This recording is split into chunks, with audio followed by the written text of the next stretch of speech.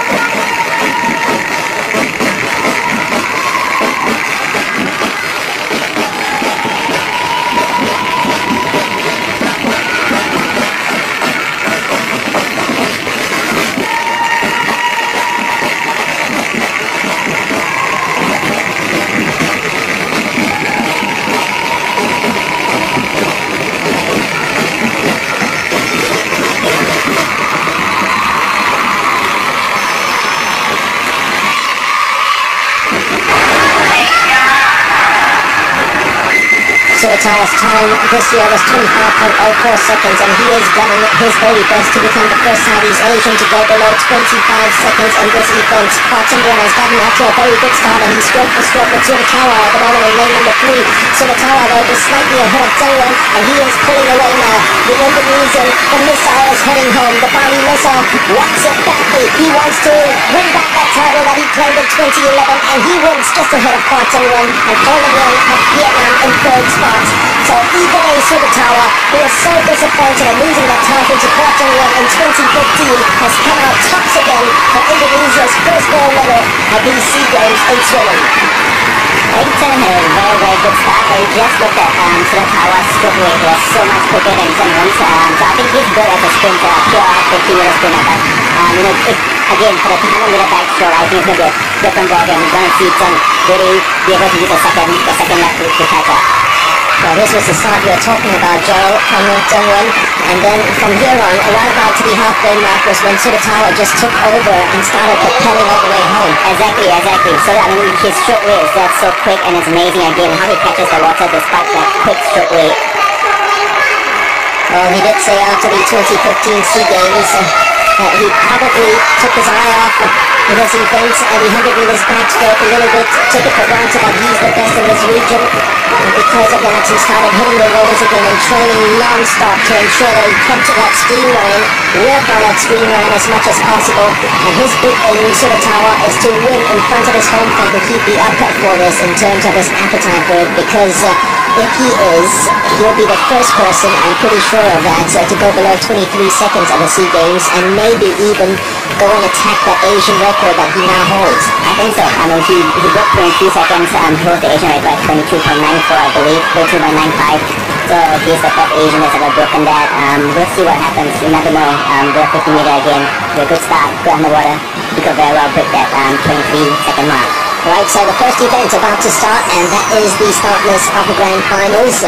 Lane number 4, the hot favourite, Igode Suratawa of Indonesia. No one swam faster than him. In fact, he's 0.34 seconds faster than any Southeast Asian this year. Kwartengwon will have his hands filled in trying to retain the title he won in 2015. He will.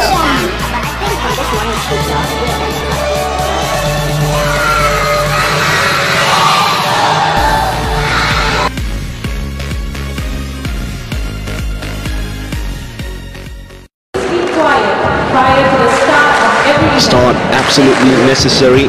It will be that amazing upper body strength of Igode Suratawa against the undying, indefatigable spirit of Kwartengwon, or will there be a shock from the Vietnamese Le Nguyen in lane number 5?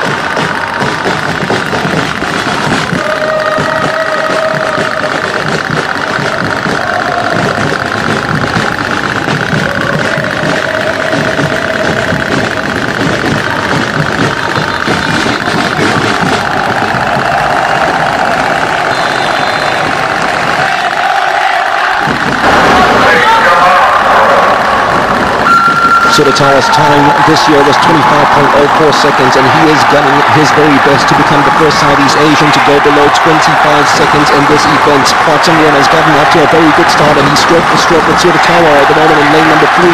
Suratawa, though, just slightly ahead of Sung-won, and he is pulling away now. The Indonesian, the missile is heading home. The Bali missile wants it badly. He wants to win back that title that he claimed in 2011, and he wins just ahead of Kwat Sung-won and Paul Nguyen of Vietnam in 3rd spot. So Igede Suratawa, who was so disappointed at losing that title to Kwat Sung-won in 2015, has come out tops again for Indonesia's first gold medal at these SEA Games in swimming. I think Chen had a very, very good start, but you just looked at Suratawa's stroke rate was so much quicker than Chen Wen's. So I think he's good as a sprinter, a pure 50-meter sprinter. But again, for the 100-meter backstroke, I think it's going to be a different ballgame. You're going to see Chen really be able to use the second lap to catch up. Well, this was the start you were talking about, Gerald, from Sung-won, and then from here on, around about to the halfway mark was when Suratawa just took over and started propelling all the way home. Exactly. So, I mean, his stroke rate is just so quick, and it's amazing, again, how he catches the water despite that quick stroke rate.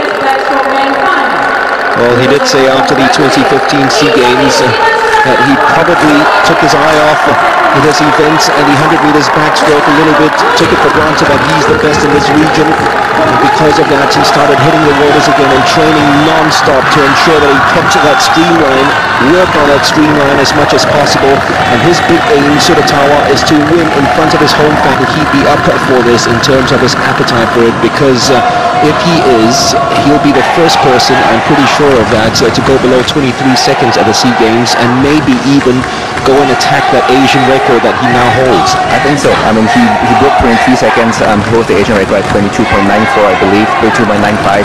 So he's the first Asian that's ever broken that. We'll see what happens. You never know. With a 50 meter again, with a good start, good underwater, he could very well break that 23-second mark. Right, so the first event about to start, and that is the start list of the grand finals.